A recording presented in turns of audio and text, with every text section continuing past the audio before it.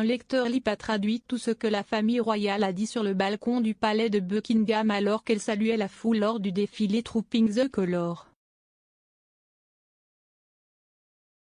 Les membres de la famille royale ont été stupéfaits par l'impressionnant défilé aérien des avions militaires. Le prince Louis n'a pas caché son enthousiasme en disant « Waouh! Si est-il les flèches rouges ?» Le lecteur labial John Cassidy a déclaré au métro que la reine était tout aussi excitée lorsqu'elle a dit « Si est-il notre armée de l'air ?» Les Apaches.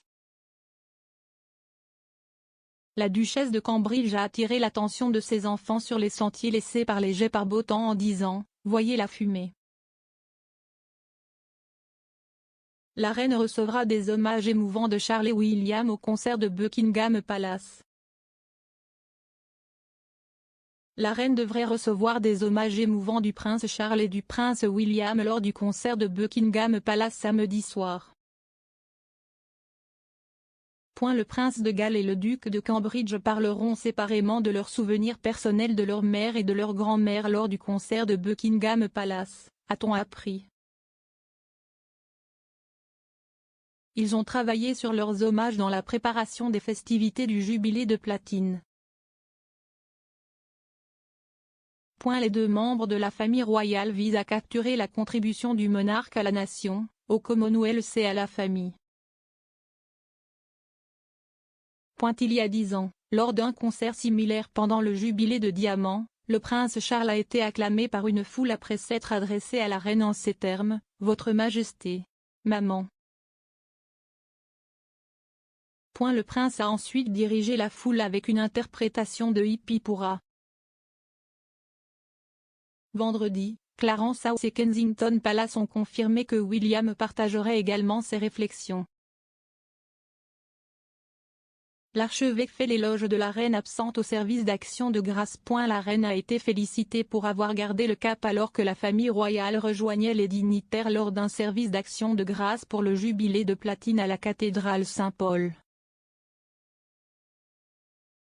Se référant à son amour des courses de chevaux, l'archevêque d'York Stephen Cottrell a déclaré qu'elle était toujours en selle, même si Sa Majesté n'a pas pu y assister. Au lieu de cela, l'homme de 96 ans aurait regardé le service depuis le château de Windsor. L'archevêque de Canterbury, qui devait donner le sermon, a également dû annuler après avoir contracté Covid. Au lieu de cela, sa place a été prise par l'archevêque d'York, Monseigneur Stephen Cottrell, qui a déclaré dans son sermon « Nous savons tous que Sa Majesté aime les courses de chevaux.